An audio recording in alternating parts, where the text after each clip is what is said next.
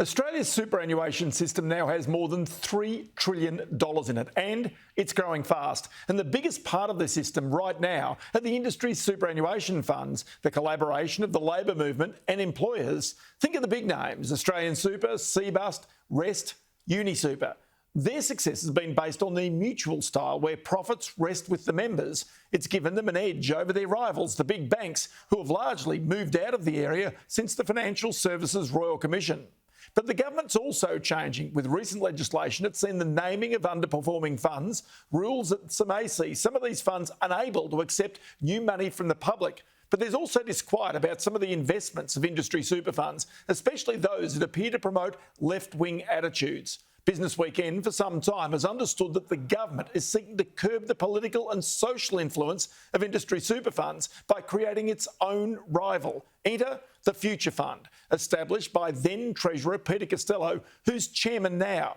We understand that very senior members of government have canvassed using the Future Fund as a default superannuation fund for people entering the superannuation system for the first time. The Future Fund, Australia's sovereign wealth fund, already has close to $200 billion in assets. It could rival the size of, say, Australian Super, with $230 billion in assets and 2.5 million members. One member of the government who's publicly expressed this view is Senator Andrew Bragg. He says the Future Fund is a natural avenue for new superannuation entrants, and he joins me now. Andrew, many thanks for your time. I appreciate it. Just explain your own philosophy about where this idea of using the Future Fund for future default new entrants into superannuation, where does it come from? Ross, as you know, the government has a program to mandate savings through superannuation, and I think that it's a reasonable position that if the government mandates you to have savings, it should be prepared to put a product on the table, just as you see in pretty much every other country that has a compulsory savings scheme. So I guess Paul Keating has decided that he didn't want to give superannuation to the public sector in any way. He wanted to give it all to the banks and to the unions for various reasons. And I don't think they've done a particularly good job over the past 30 years. So I think we should look at the core design of the product here, and the Future Fund would be the obvious vehicle. OK, but when you say that they haven't done a very good job, industry super funds clearly have demonstrated, in the main, the big ones, that they have done a very good job of looking after people's money. They've actually achieved rates of return that are higher than inflation, that are kept up with the cost of living, and in fact have well exceeded the cost of living. Where do you come to the point that they haven't done a very good job?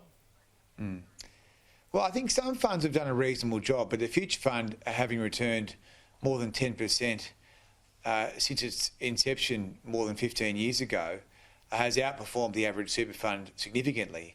I mean, this year alone it's returned about 22%, and so I think it has been a durable and successful vehicle. Default super for many Australians is a lottery. It's a bad lottery where they can find themselves in a very poor performing fund.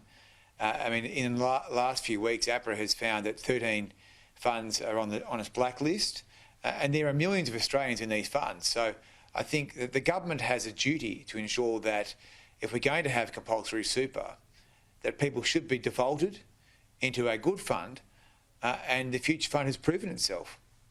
Is part of your opposition to some of these industry super funds their own attitudes towards social investing, towards, say, for example, the investments that they make? The New Daily is one that often comes up about investments that industry super funds have made, not happy about those. Is this a part of the philosophy that's driving this attitude?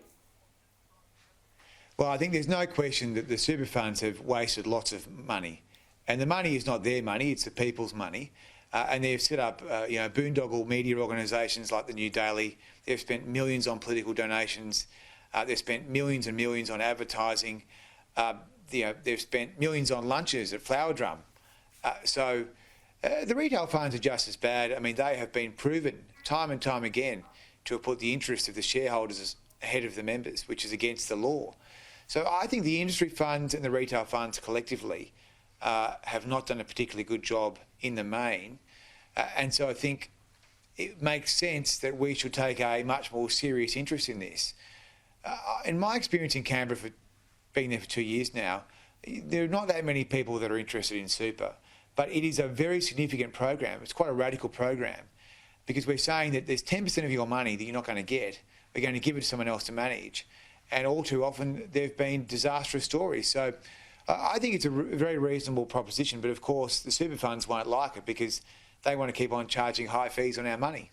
Okay, just a couple of things. Number one is what guarantees would we have, for example, if the future fund were a default fund and it took new entrants into superannuation and their money to begin with, that, you know, again, that you'd expect them to be having lunches, that they might entertain, that they might advertise to try and get those new members attracted to the future fund as distinct from one of the industry funds. I mean, isn't it exactly the same thing? Well, you'd have to have the same rules apply. The future fund would have to be subject to the performance test. There's no way that you could have a separate system. All you would be doing is saying rather than give all the money to the industry funds, you'd be giving the default contributions to the future fund, and it would have to do a good job. It would have to continue to prove itself as a default fund because, Ross, the country has so much staked in this scheme. I mean, we are spending a lot of money on the scheme through foregone tax revenue, and also the fees are very high. I mean, we spend more on super fund fees than we do on power bills as a people. And so we want to make sure that this scheme is working over the long run. There are many people that would like to abolish super. I'm not for abolishing it. I'm for fixing it. And I think this is a good and clean way to tidy up a lot of the poor performing funds. And tell me, what sort of reaction have you had since this discussion paper came out, since you floated this idea of using the future fund as a default fund? Well, the super funds hate it because, of course, they want to keep that $30 billion a year in fees that they charge. I think there are a lot of third parties here that are open-minded about it. Super Consumers Australia, the Grattan Institute, National Seniors and the like. So these are genuinely independent groups. One of the problems with superannuation is that everyone's on the take. The gravy train is large, and so many people have been bought off. So it's very hard to find honest answers. And that's because of the layers and layers of intermediation. You've got asset managers, advisors, custodians, administrators. You've got so many different parts of the value chain here that are all benefiting from super. And as I say, I mean, the banks and the financial institutions are just as bad as the unions. They've all got their hands in the till. And I think a nice, clean, simple default fund would really tick a lot of boxes. I mean, people would still be free to choose a different fund. We're not mandating this would be the only fund, but it would be the starting point. The interesting part about this, and I know this from my own history as well, is that notwithstanding the fact that there is $3.1 trillion in our superannuation scheme, that Australians are still charged significantly higher fees than they are in the UK or in the United States in their own retirement saving schemes. Well, they can get away with it. That's why. I mean, the fees are so high and the system is so complex. I mean, the amount of correspondence my office receives from people who can't understand the letters they receive from their super fund or find that super fund hard to engage with is staggering. The system has been designed to be opaque so that the trustees can charge high fees in the dark and get away with it. And that is the situation we've had.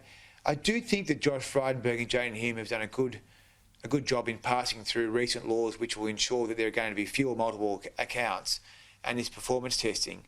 That is a big step forward. But the way to finish this reform, I think, is to have the future fund as the default fund. There are many different ways it could be delivered.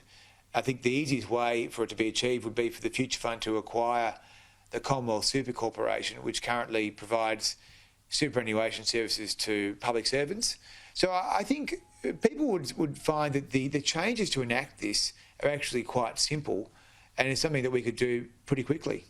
Okay, just a final one. I did mention in my introduction that I understood that there were very senior members of your team, your party, who are very much in favour of this change that you are suggesting. Can I put it to you that you are actually a stalking horse for your senior members to canvass public opinion before a move such as this to use the future fund as a default fund is made? Well, I would say that there are a lot of colleagues that are interested in this, and that's because colleagues are worried about the performance of the scheme. They're worried about the misuse of money through a government program, and I think people are very open-minded about this idea of the future fund. The Liberal Party is very proud of the Future Fund. It was set up by Peter Costello and is now a $200 billion sovereign wealth fund for Australia. And I think there is a lot of confidence in the scheme, and there would be a lot of interest in seeing how we could make the super fund, the future fund. I think that is a popular proposition. Obviously, there are a lot of vested interests here, so it may not be possible in the short term, but certainly I would say that there's a lot of interest, and it's something that I'm keen to pursue. So people should send in submissions to me if they're interested in this. I'm wanting to get the best advice I can for the executive government. There you go, Senator Andrew Bragg. I appreciate your time on the program here today. Thanks, Ross.